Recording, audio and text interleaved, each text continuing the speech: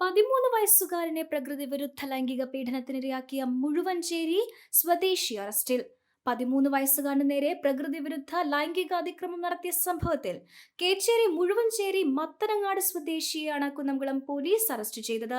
മത്തനങ്ങാട് സ്വദേശി 32 വയസ്സുള്ള സുന്ദരൻ എന്ന അജിത്തിനെയാണ് Kunnamkulam station house officer UK ഷാജഹാന്റെ നേതൃത്വത്തിലുള്ള പോലീസ് സംഘം അറസ്റ്റ് ചെയ്തത്.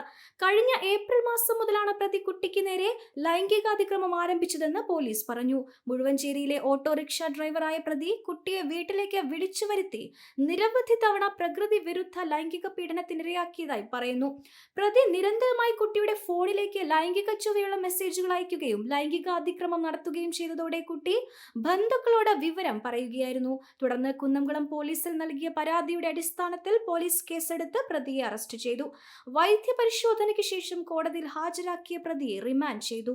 പെണ്ണു കൊതിക്കും പെണ്ണിനെ കൊതിപ്പിക്കുന്ന കനക കടകാഭരണങ്ങളുടെ കമനീയ ശേഖരവുമായി പട്ടാമ്പി പട്ടണത്തിന്റെ കനക കൊട്ടാരം Manukas gold and diamonds, Manukas tower railway ഓവർബ്രിഡ്ജിന് സമീപം, മെയിൻ റോഡ്, പട്ടാമ്പി.